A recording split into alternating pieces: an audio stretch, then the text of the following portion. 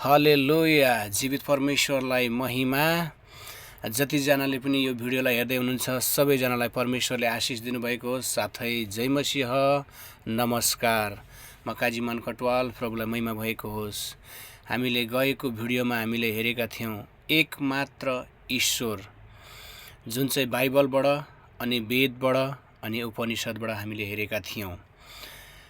हामीले साँचो ईश्वरको बारेमा हामीले खोजी गर्यौँ भनेदेखि साँचो ईश्वरको बारेमा एकदम विस्तृत रूपमा सुन्दर परिकारले चाहिँ वर्णन गरेको चाहिँ केवल बाइबलमा मात्रै पाइन्छ।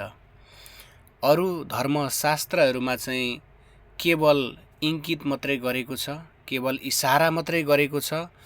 अनि त्यो भएको कारणले गर्दाखेरि हरेक धर्मशास्त्रमा भनिएको कुराहरू छ, सङ्केत गरेको कुराहरू छ, देखाएको कुराहरू छ, तर वास्तवमा एकदमै सुन्दर परिकारले चाहिँ सृष्टि गर्नुहुने चाहिँ को हुनुहुँदो रहेछ, ब्रह्माण्ड, आकाश, पृथ्वी, स्वर्ग, यावत जीव जीवातहरू चाहिँ कसले सृष्टि गर्नुभएको रहेछ भन्ने बारेमा चाहिँ सुन्दर परिकारले चाहिँ तपाईँले बुझ्न चाहनुहुन्छ भनेदेखि तपाईँहरूले एकचोटि अवश्य पनि बाइबल पढ्नुहोस्। बाइबलले तपाईँहरूको ज्ञानलाई अझै वृद्धि गर्नेछ। हुन्छ, परमेश्वरलाई महिमा भएको होस्। यहाँनिर हामीले हेर्न सक्छौँ यूहन्ना 1:1 चाहिँ 1 अध्याय र 2 अध्यायमा यहाँ के भन्नु भएको छ भनेदेखि आदिमा वचन हुनुहुन्थ्यो, वचन परमेश्वरसँग हुनुहुन्थ्यो अनि वचन परमेश्वर हुनुहुन्थ्यो, उहाँ आदिमा परमेश्वरसँग हुनुहुन्थ्यो। आमेन।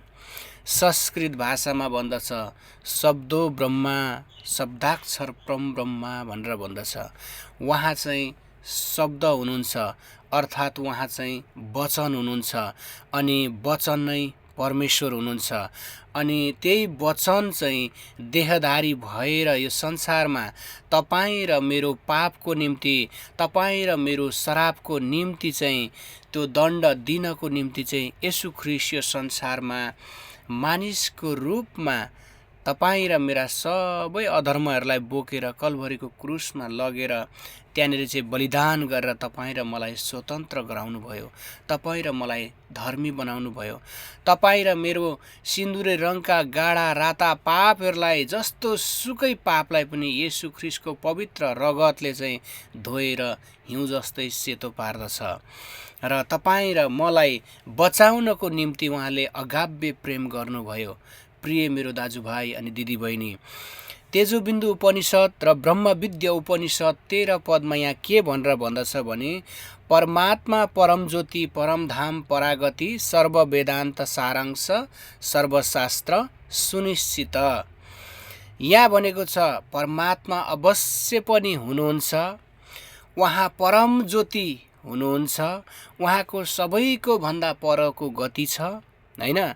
उहाँ हुनुहुन्छ भन्ने सबै वेदहरूको सारांश हो र सबै शास्त्रहरूले पनि यही निश्चय गरेको छ। हेर्नुहोस्, हरेक धर्मशास्त्रमा परमात्मा भनेको चाहिँ आत्मा चाहिँ हुनुहुन्छ, आत्मा सुप्रिम गड परमेश्वर पिता हुनुहुन्छ। उहाँ चाहिँ मानिसहरूले तपाईँ र हामीले कल्पना गरेको, तपाईँ र हामीले देखिएको र पुजेको ईश्वर जस्तो उहाँ हुनुहुन्न। उहाँ अदृश्य परमेश्वर हुनुहुन्छ, उहाँलाई कसैले देख्न सक्दैन, उहाँ आत्मा हुनुहुन्छ। अनि हामीले हेऱ्यौँ भनेदेखि यूहन्ना 4 अध्यायको 24 पदमा भनेको छ उहाँ चाहिँ आत्मा परमेश्वर हुनुहुन्छ भनेर भनेको कुरा तपाईँ र मैले पाउँदछौँ। आउनुहोस् तपाईँको बिचमा म साँचो परमेश्वरको बारेमा अलिकति, पिता परमेश्वरको बारेमा अलिकति बताउने छु। यूहन्ना 1:18 परमेश्वरलाई कुनै मानिसले कहिल्यै देखेको छैन, पिताको काखमा हुने एकमात्र पुत्रले मात्र बयान गर्नुभएको छ कि परमेश्वर कस्तो हुनुहुन्छ, उहाँ कति पवित्र हुनुहुन्छ, कति अगम्य हुनुहुन्छ, कति महिमित हुनुहुन्छ भन्ने कुरा चाहिँ एकमात्र येशू ख्रीष्टले जब तपाईँ र मेरो निम्ति, सारा संसारमा भएका मानिसका निम्ति चाहिँ यो संसारमा रूप मानिसको रूपमा चाहिँ यो संसारमा आउनुभयो नि, त्यतिखेर उहाँले भन्नुभएको थियो कि परमेश्वर कस्तो हुनुहुन्छ। अनि यूहन्ना 4:12 परमेश्वरलाई कसैले कहिले देखेको छैन, किनभने उहाँको तपाईँ र हामीले देखिने खालको रूप उहाँ हुनुहुन्न। त्यही भएर कलोसीको पुस्तकमा 1:15-16 त्यहाँ भनेको छ, येशू ख्रीष्ट चाहिँ अदृश्य परमेश्वरको चाहिँ रूप हुनुहुन्छ। अदृश्य परमेश्वर तपाईँ र मैले देख्न सक्दैनौँ के? तपाईँ र मैले हावालाई देख्न सक्छौँ? सक्दिनौँ।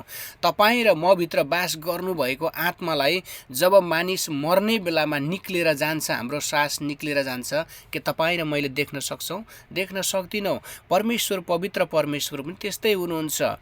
अनि प्रस्थान 33:20 भनेको छ, परमेश्वरले मूसालाई भन्नुभयो, तैँले मेरो अनुहार हेर्न सक्दैनस्, किनकि मेरो अनुहार हेरेर मानिस जीवित रहन सक्दैन, किनभने उहाँ पवित्र आगो परमेश्वर हुनुहुन्छ।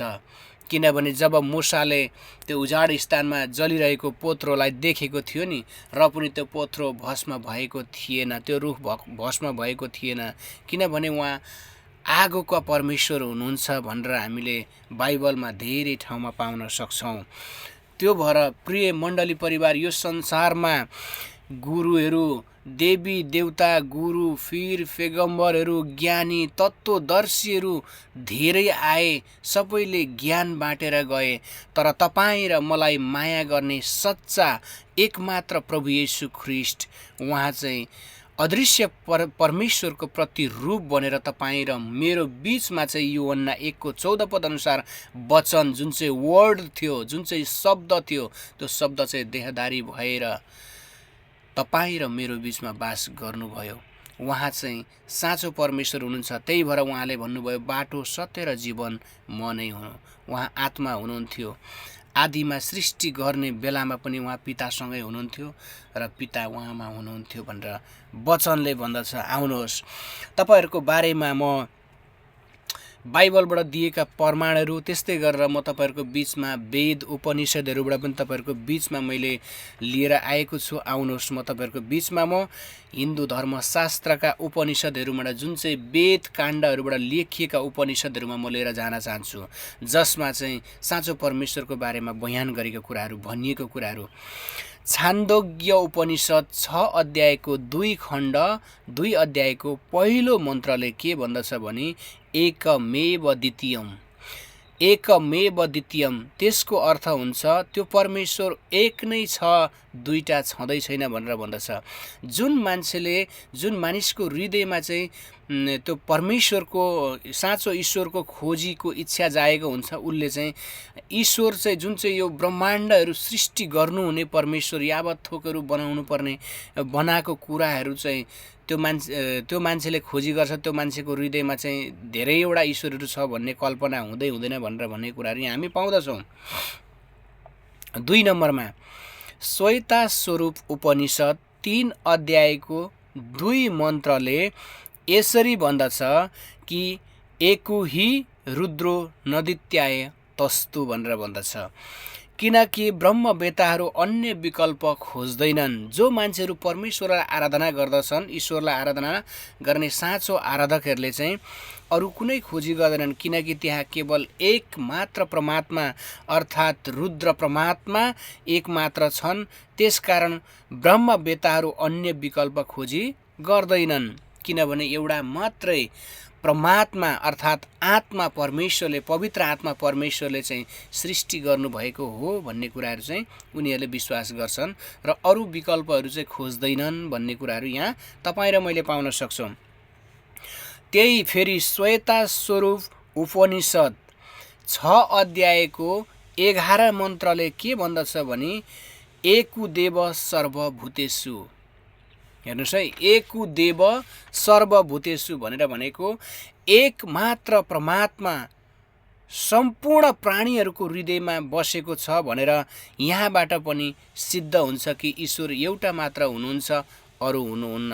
उहाँले सबै कुराहरू बनाउनु भयो र परमेश्वर चाहिँ मानिसहरूको हृदयमा बस्नुहुन्छ। सबै कुराहरू उहाँले सृष्टि गर्नुभएको हो भन्ने कुराहरू चाहिँ हामी यहाँबाट पाउँदछौँ। त्यो भएको कारणले गर्दाखेरि तपाईँ र मैले अरू कुनै विकल्पहरू खोज्नुहुन्न। यदि तपाईँहरूलाई यो मैले दिएको जुन चाहिँ यो अध्याय पदहरू गल्ती छ भन्ने तपाईँहरूलाई फेक जस्तो लाग्छ भने तपाईँहरूले सर्लक्क उपनिषदहरू डाउनलोड गर्नुहोस्। मैले भनेको उपनिषदहरू त्यो उपनिषदमा गएर पढ्नुहोस्। तपाईँहरूलाई त्यहाँ जस्तोको त्यस्तै पाउन सक्नुहुन्छ। त्यस्तै गरेर ऐतरेय उपनिषदको सबैभन्दा सुरुको मन्त्रले मतलब एक पदमा त्यहाँ के भनेको छ भनेदेखि आत्मा वा इदमेग एबाग्र आसिता।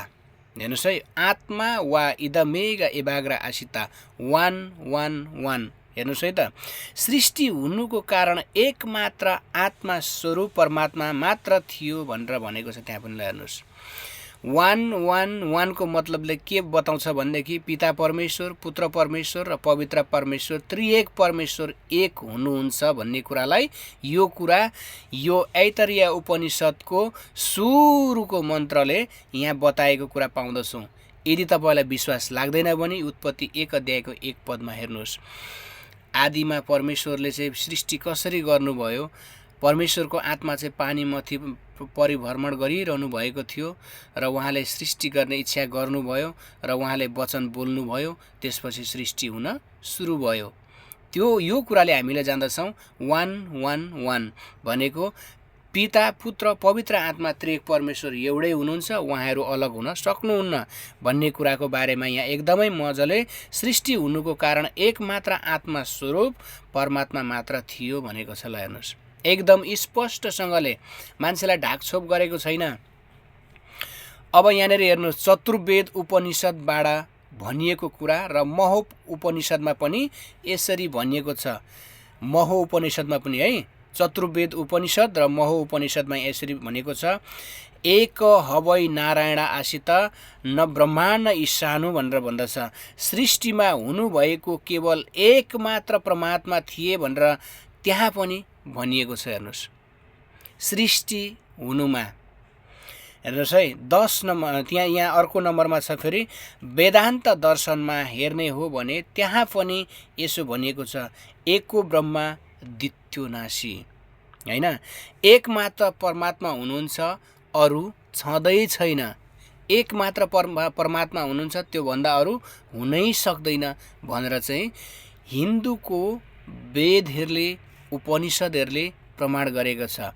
नेहा नानन्मतिकी जन्म भनेर छ, नेहा नानन्मतिकी जन्म भनेर भन्दछ, छँदै छैन किनभने एउटा मात्र परमेश्वरले यो सारा ब्रह्माण्डलाई चाहिँ सृष्टि गर्नुभएको, उहाँले सृजना गर्नुभएको भनेर भन्दछ। अरू कुनै देवी देवताहरूले गरेको होइन, ब्रह्मा विष्णु महेश्वर यिनीहरूले गरेको होइन भनेर भन्दछ।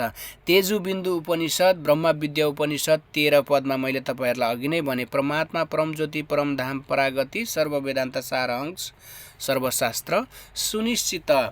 यो सबै कुराहरू चाहिँ परमेश्वरले सृष्टि गर्नुभएको हो भन्ने कुराहरू चाहिँ वेद विज्ञानहरूले पनि प्रमाण गरेको कुरा मैले तपाईँहरूको बिचमा राखेको छु। किनभने हिन्दू धर्मशास्त्रमा हामीले हेऱ्यौँ भनेदेखि अनि देवीहरूले नै सृष्टि गरेको, विष्णु भगवानले नै सृष्टि गरेको, अनि त्यहाँबाट ब्रह्माले नै सृष्टि गरेको होइन। यो सबै कुराहरू एकदमै त्यसमा कन्फ्युज हुने कुराहरू हामीले त्यहाँ पाउँदछौँ। तपाईँहरूको बिचमा मैले जस्तो हिन्दू धर्मशास्त्रमा लेखिएको कुराहरू छ मैले तपाईँहरूको बिचमा त्यस्तैमा पेश गरेको छु। र यदि कोही व्यक्तिले चाहिँ ईश्वर छँदै छैन भनेर भन्छ भने त्यो मान्छे चाहिँ कस्तो हो भनेदेखि त्यो मान्छे चाहिँ नास्तिक हो।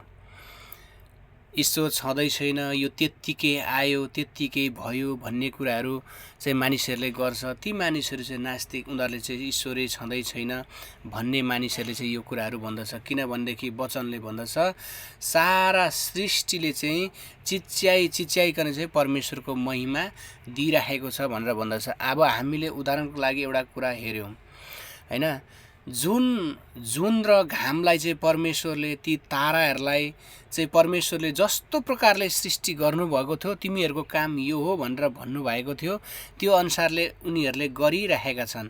तर सृष्टि गरेको मध्येमा चाहिँ यस्तो प्राणी एकजना छ त्यो मान्छेले चाहिँ गर्दैन। कसले भन्दाखेरि चाहिँ मानिस जातिले। जुन मानिस जातिलाई चाहिँ परमेश्वरले आफ्नो महिमा गर्नको निम्ति सृष्टि गर्नुभयो त्यो मानिस जातिले चाहिँ परमेश्वरको आज्ञा उल्लङ्घन गरेर परमेश्वरको आज्ञाकारिताको जीवन नजिएर परमेश्वरमा चाहिँ एकदम पापी जीवन चाहिँ परमेश्वरको विरुद्धमा चाहिँ पापमय जीवन चाहिँ उसले जिरहेको छ। तर अरू सबै सृष्टिहरूले परमेश्वरले समयमा पानी पार्नुहुन्छ हैन, जुन घामले आफ्नो कार्यहरू गरिरहेका छन्, ताराहरूले आफ्नो चमक दिइरहेको छ, यो सबै कुराहरू परमेश्वरले गर्नुभएको कुरामा सबैले काम गरिरहेका छन्। तर यस्तो व्यक्ति छ जसले चाहिँ साँचो ईश्वर मलाई सृष्टि गर्नुहुने ईश्वर चाहिँ को हुनुहुन्छ भनेर चाहिँ खोजी गरेका छैनन्। तर परमेश्वरको वचनले यसरी भन्दछ, चाँदीको तार छिनाइनु अघि र परमेश्वरले दिनुभएको आत्मा परमेश्वर कहाँ नै फर्केर जान भन्दा अगाडि चाहिँ मानिसहरूले ईश्वरको सम्झना गरून्, जसले तिमीलाई बनाएको छ, जसले तिमीलाई संसारमा ल्याउनु भएको छ, आमाको गर्भमा सुन्दर तरिकाले रचेर यो संसारमा ल्याउनु भएको छ, त्यो ईश्वरको चाहिँ आराधना गर भनेर चाहिँ परमेश्वरको वचनले भन्दछ। तर मानिसहरू त्यहाँसम्म पुग्नबाट चुकेका छन्, किनभनेदेखि उनीहरूको स्वभावहरू, सोच विचारहरू सबै कुराहरू चाहिँ पाप नै छन्। त्यो भएर तपाईँ र मैले समय हुँदा नै, समय छँदै नै हाम्रो यो सास जुन चाहिँ यो आत्मा परमेश्वरले दिनुभएको हो त्यो आत्मा परमेश्वरकोमा जानभन्दा अगाडि नै उहाँलाई हामीले चिन्यौँ भने तपाईँ र म चाहिँ त्यो परम धाममा, जुन चाहिँ परमेश्वरको त्यो धामबाट, त्यो पवित्र स्वर्गबाट येशू ख्रीष्ट आउनुभयो, त्यहाँ जाने बाटो देखाइदिनु भयो र हामी यदि उहाँलाई चिनेनौँ भनेदेखि हामी त्यहाँ पुग्ने चाहिँ होइन, हामी नर्कमा चाहिँ जान्छौँ। त्यो भएर तपाईँ र मैले साँचो ईश्वर को हुनुहुन्छ र साँचो ईश्वरले चाहिँ हामीलाई सृष्टि गर्नुभएको हो र हामीले यदि साँचो ईश्वरको आराधना गऱ्यौँ भनेदेखि हाम्रो आत्मा बाँच्नेछ। त्यो भएर म सबैलाई विनम्र अनुरोध गर्न यही चाहन्छु कि हामीले आँखाले देखेको, मानिसको हातले कल्पना गरेर बनाएका ईश्वरहरूलाई, मूर्तिहरूलाई चाहिँ पूजा नगरौँ। आउने दिनहरूमा पनि तपाईहरूको बिचमा भगवानहरू चाहिँ कस्तो हुनुहुन्छ र येशू ख्रीष्ट कस्तो हुनुहुन्छ भन्ने बारेमा म तपाईँहरूको बिचमा भिडियो लिएर आउने नै छु। प्रभुले तपाईँहरूलाई आशिषित दिनुभएको होस्। यदि तपाईँहरू आशिषित हुनुभयो भनेदेखि यो भिडियोलाई लाइक, कमेन्ट र सेयर गर्नुहोला। हुन्छ, सबैलाई जय मसीह, साथै नमस्कार।